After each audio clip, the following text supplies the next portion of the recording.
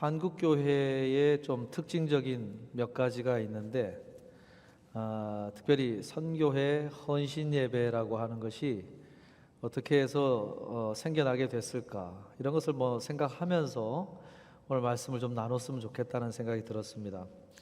오늘 헌신 예배를 드리게 되기까지 한국 교회가 1800년도 후반부터 선교 역사가 펼쳐지는데, 먼저 카톨릭 선교사들이 시작이 됐는데, 특별히 개신교회는 1903년도 일제시대 때 원산 부흥운동이라는 것이 일어나고 1907년도 평양에서 장대현 교회를 중심으로 한 큰 부흥이 일어납니다. 평양 대부흥이라고 부르는데, 이때 이 운동, 이 부흥 사건이 일어나기 이전에는 기독교 인구가 얼마였느냐? 3만 명으로 추정을 하는데, 이 부흥 운동이 일어난 후에 1910년도에 이르면은 20만 명 정도가 되는 것으로 추산을 합니다. 그러니까 굉장히 폭발적인 숫자적인 부흥도 그렇고 기독교인의 내용적인 면에서도 큰 부흥이 일어납니다. 그러면서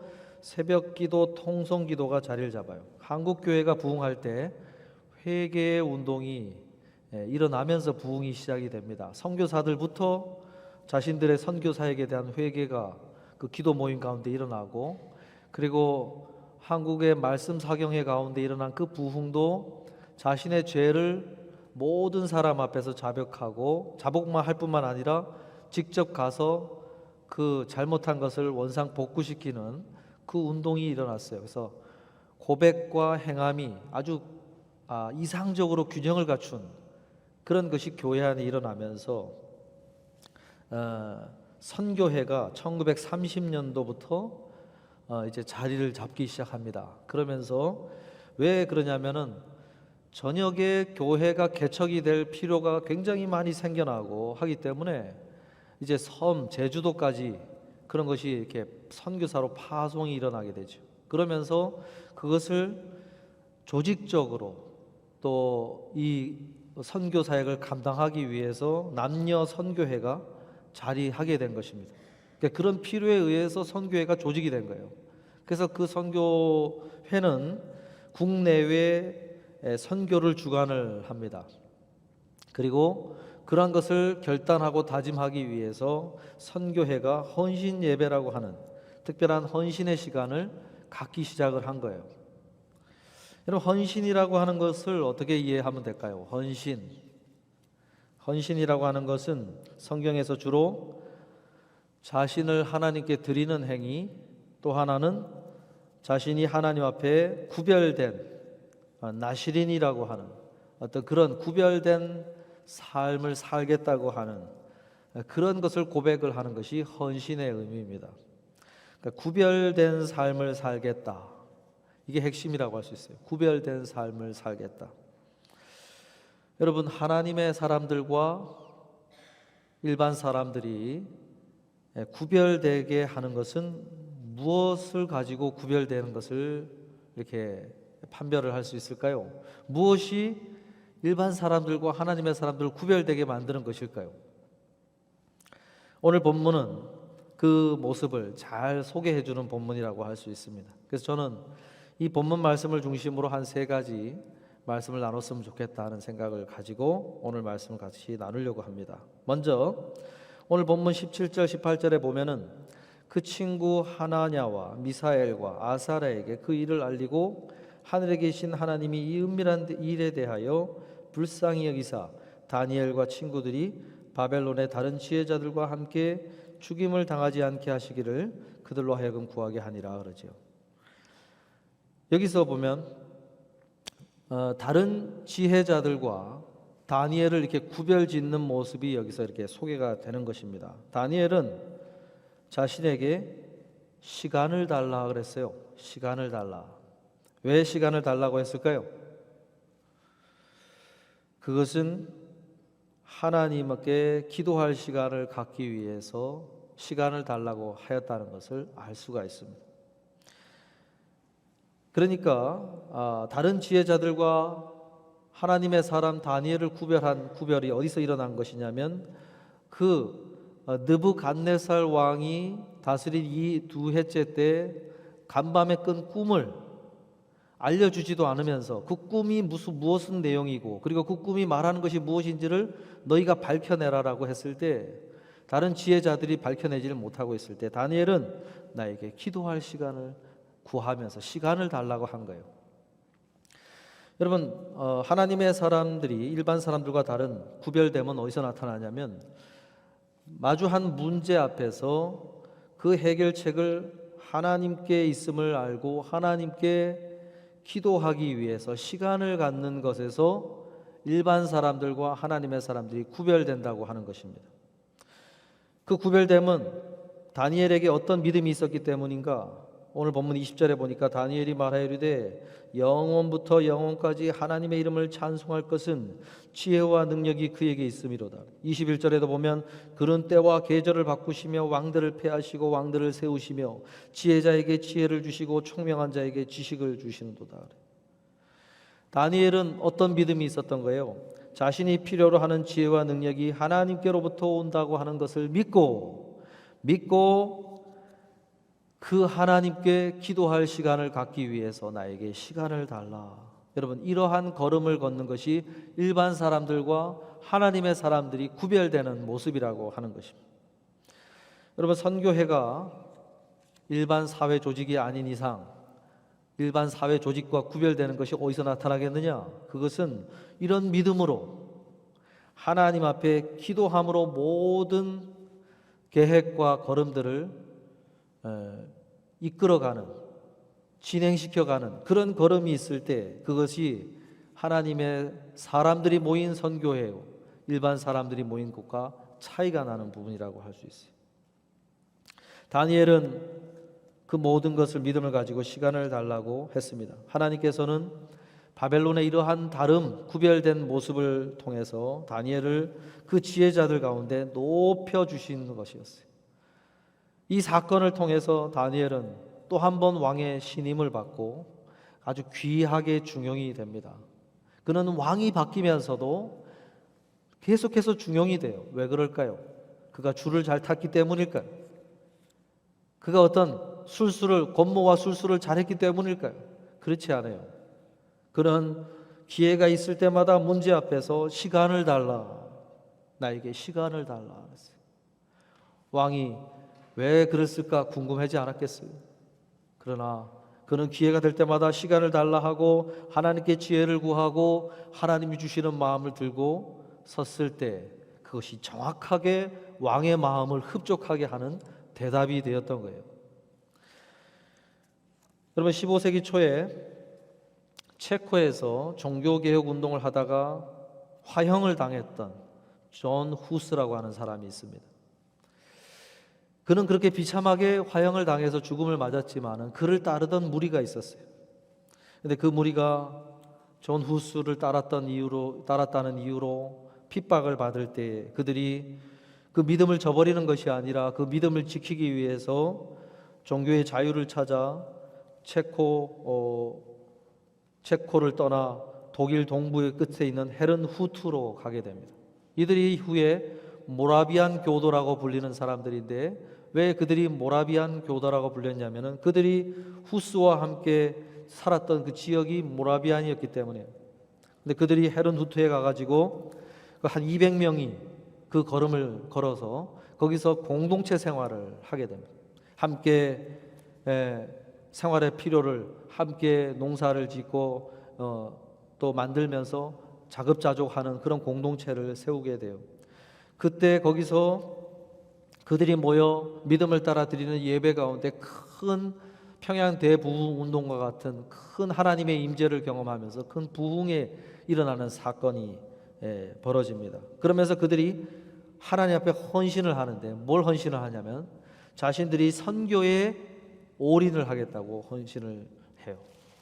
그러면서 12명이 교인이 모이면 한 명의 선교사를 파송하게 돼요. 그걸 헌신한 거예요. 그러면서 1732년부터 선교사를 파송하기 시작을 하는데 28년간 몇 명을 보냈느냐? 226명을 보내요. 연간으로 따지면 몇 명을 보낸 것이냐면 연간 9명의 선교사를 파송을 한 거예요. 여러분, 그 적은 숫자가 200명이 공동체로 모여가지고 생활을 하면서 선교사를 보내기 시작한 것이 쌓이고 쌓여가지고 28년간 226명을 보냈어요. 그것이 계속 이어져서 1930년도까지 몇 명을 보냈느냐? 3,000명을 보내요. 3,000명을. 여러분, 이들이 보낸 선교사 중에 미국으로 건너온 이도 있어요. 조지아와 펜실베이니아, 노스캐롤라이나, 여기에 모라비안 교도가 보낸 선교사로 온 이들이 거기서 자리를 잡습니다. 이들은 한번 생각을 해보세요. 그 적은 숫자가 선교사를 보내니까 선교비를 풀로 지원할 수가 없죠. 그래서 자비량으로 떠나기 시작을 합니다. 자비량. 와서 직업을 가져요. 평신도로서 일반 직업을 가지면서 스스로 먹을 것을 벌어가면서 선교 활동을 해요. 그리고 이들이 뭔가 선교사로서 많은 지식적인 준비를 하고 온 사람들이 아니고 일반 교육적인 교육을 잘 받지 못하고 사회적으로 신분이 낮은 그런 사람들이 오직 뭐만 배워가지고 오냐면 오직 예수 복음만 배워가지고 그걸 전하리라 하고 선교사로 헌신하고 떠나온 거예요. 그렇게 떠나왔던 가문들, 특별히 펜실베니아의 베들레헴, 나사렛 그 지역에 터를 잡은 데모스라고 하는 사람이 있어요. 그 데모스 사람이, 그 사람이 선교사로 와서 거기서 헌신을 하며 걸어와서 삶을 살아왔던 그 가족이 대를 이어서 그 걸음을 계속 걸어서 데모스 가문이라고 하는 아주 영향력 있는 가문이 거기서 자리를 잡고 활동을 벌여오고 있습니다. 예술계, 정치계, 사업적으로 많은 영향력 있는 인물들이 거기서 배출이 되었어요. 지금도 오클라호마, 미네소타, 뉴욕주의 학교들의 대학교 이런 학교들의 장학기금을 운영하고 있는 아주 유명한 가문이 되었습니다. 그러면서 그들이 가훈으로 계속 흘러내려오는 가훈이 있는데 하나님을 섬기며 공동체와 이웃을 위해 헌신하라. 이게 가문 대대로 내려오는 모토예요. 그 데모스라 선조 때부터 그 아이들에게 그것을 교육시키고 그렇게 해왔던 것입니다. 하나님께서 다니엘처럼 그 가문을 높이 들어 세워주신 것이죠. 여러분, 하나님의 사람들로서 구별된 삶을 살아간다는 것은 그런 것입니다. 우리가 모든 일에 하나님으로부터 지혜를 구하고 시간을 갖고 하면서 그 일들을 해갈 때 하나님이 그들의 그 구별된 걸음을 보면서 그들을 이 세상 가운데서 높이 들어 사용하신다는 것입니다. 저는 남녀 선교회가 타 여러 교회들의 선교회보다도 그런 것에 구별된 걸음을 걸으시는 선교회가 되셔서 하나님이 우리 교회 남녀 선교회를 높이 들어 사용하시고 많은 일들을 맡기시는 그런 선교회 되실 수 있게, 또 우리 성도들 되실 수 있기를 주님의 이름으로 축복합니다. 다니엘을 구별되게 했던 두 번째 특징은 본문 18절, 17절, 18절을 다시 보면 다니엘이 자기 집으로 돌아가서 그 친구 하나냐와 미사엘과 아사랴에게 그 일을 알리고 18절에 그들로 하여금 구하게 하니라 그러죠. 다니엘에게는 믿음의 친구들이 있었어요. 기도를 부탁할 수 있는 믿음의 친구들이 있었다고 하는 것입니다. 이것은 다니엘의 신앙의 걸음에 아주 중요한 영향을 미쳤다는 것을 알 수 있습니다. 바벨론으로 포로로 끌려가서 10대 시절 그 어린 나이에 그 험한 일을 당하여서 궁중으로 착출이 되어 교육을 받게 되었을 때 왕의 음식과 포도주, 이방의 어떤 제사에 사용된 그 음식을 거절을 할 때 홀로 할 수 없었어요. 자신의 친구들, 새 친구들과 함께 뜻을 정하여 담대하게 그 일을 할 수 있었던 이유는 그런 믿음의 친구들이 있었기 때문이에요. 더구나 나중에 정치적으로 성공을 하고 나서도 왕의 조서에도 불구하고 하루 3번씩 창을 열고 예루살렘 성전을 향하여 기도하는 그 경건한 걸음을 끝까지 뜻을 굽히지 않으면서 해갈 수 있었던 이유가 어디 있었을까요? 그것을 어겼을 때 사자굴에 던지움 받을 거라는 사실을 알면서도 그것을 해갈 수 있었던 이유는 앞서 그 세 친구들이 왕의 신상에, 황제의 신상에 절하기를 거절해서 풀무불에 던지움을 받았을 때, 그때 그 풀무불 안에 여호와의 사자가 한 명이 더 있어서 그들을 보호하고 그들을 하나도 해하지 않고 구원을 받은 사건, 그 사건이 다니엘이 그 사자굴에 던지움을 받기 전에 있었어요. 친구들의 그런 용기와 결단과 모습을 보면서 다니엘이 용기를 낼 수 있었다고 할 수 있습니다. 이와 같이 다니엘이 구별됐던 특징 한 가지는 그가 어려운 상황을 만났을 때 함께 뜻을 같이 할 수 있고 함께 기도할 수 있고 기도를 부탁할 수 있는 믿음의 친구들이, 세 친구들이 그와 함께 하고 있었다는 것이죠. 여러분, 하나님의 사람들이 이 세상 사람들과 구별되는 것은 하나님 앞에서 그렇게 해줄 수 있는 믿음의 사람들이 함께 있다고 하는 사실, 그것이 있다면 우리가 구별되는 거예요. 여러분, 모세와 같은 걸출한 인물에게도 누가 있었습니까? 아론이 있었고 누이 미리암이 있었어요. 그리고 훌이 있었고 여호수아와 갈렙과 같은 이들이 그와 뜻을 함께하는 사람이 있었어요. 노아에게는 누가 있었습니까? 아무도 없을 때 그 아내가 그런 역할을 해주었고 세 아들과 며느리들이 그렇게 뜻을 같이 해주었어요. 아브라함에게는 누가 있었습니까? 아브라함에게는 아내 사라가 본토 친척 아비 집을 떠나라고 했을 때 기꺼이 그 걸음에 함께 해주었어요. 그리고 충성스러운 종 엘리에셀이라고 하는 사람도 있었어요. 그리고 380인과 같이 목숨을 걸고 싸움터에 뛰어들 수 있는 충성스러운 사람들이 아브라함에게는 있었다는 것을 알 수가 있어요. 여러분, 하나님의 사람들에게는 구별될 때 무슨 구별이 있어야 되냐면 하나님 앞에서 함께 뜻을 같이 해줄 수 있는, 신앙적인 뜻을 같이 해줄 수 있는 믿음의 친구들, 믿음의 동역자들이 있느냐 없느냐, 이게 굉장히 중요한 부분입니다. 여러분, 우리 선교 회원들 간에 그런 관계가 되어질 수 있기를 바랍니다.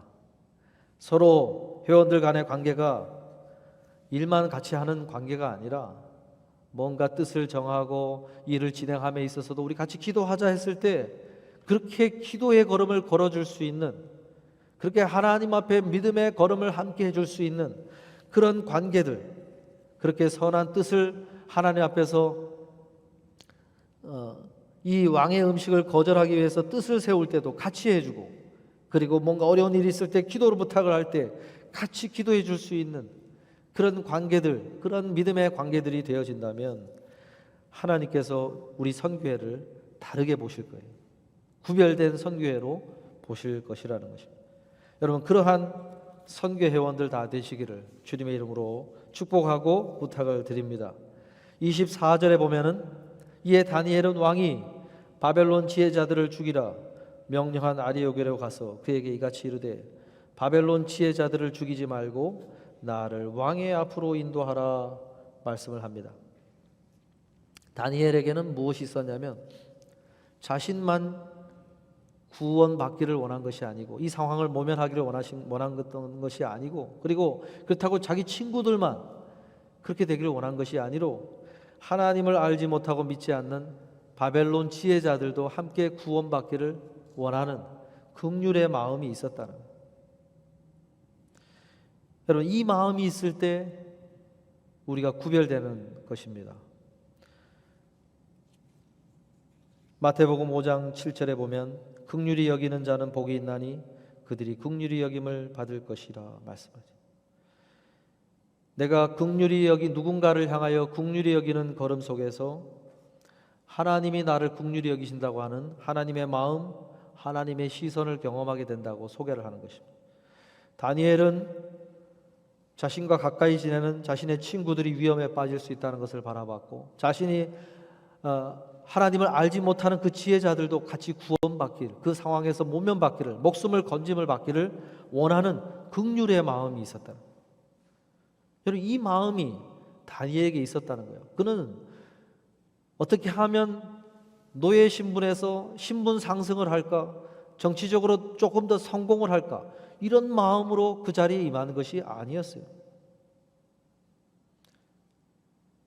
어떻게 하면 나와 관계를 맺고 있고 나와 함께하고 있는 이들이 나와 함께 이 상황을 타개할 수 있을까?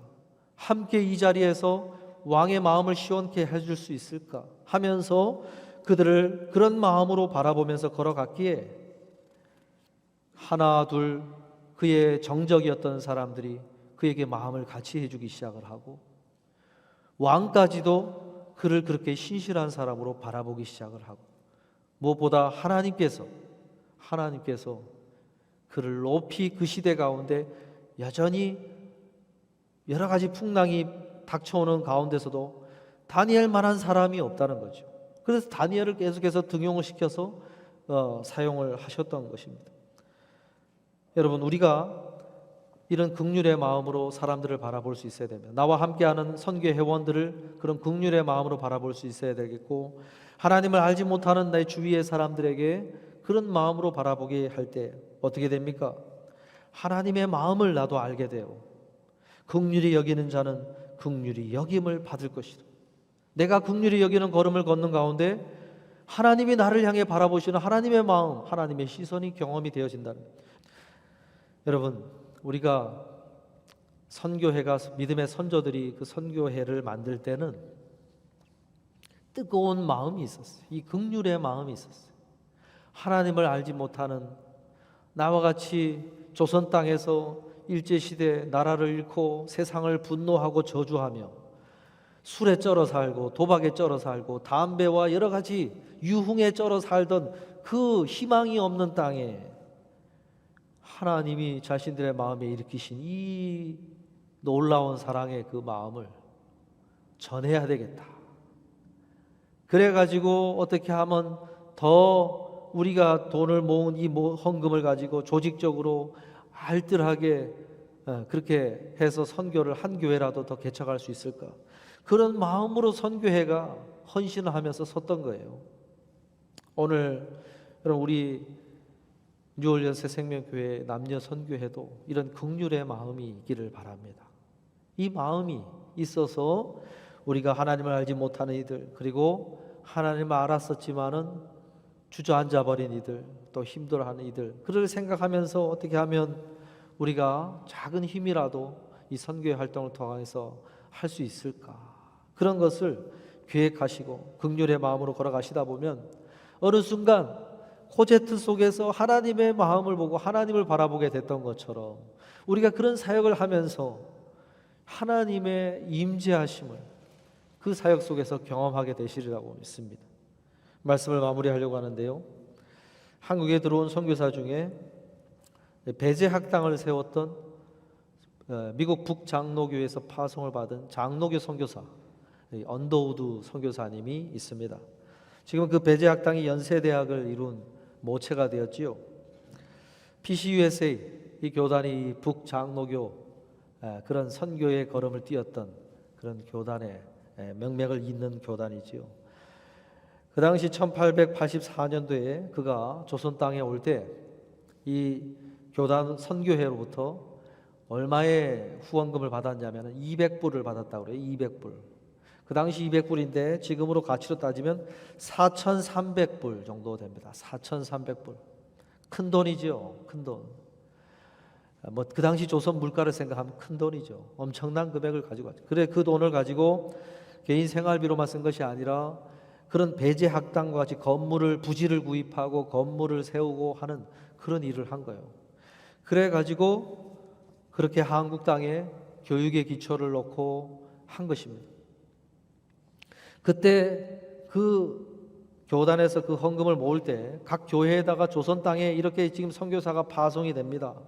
우리 후원비가 필요합니다. 교회에 알리고 해서 그 선교회에 통해 가지고 개인으로 정기적으로 헌금하시는 분도 있었고 특별한 금액을 일시불로 헌금을 하시는 분도 있었어요. 그런 걸 모아가지고 200불씩 선교비로 보내줘서 한국 땅에 그렇게 교회가 꽃피울 수 있도록 역할을 해 준 것입니다.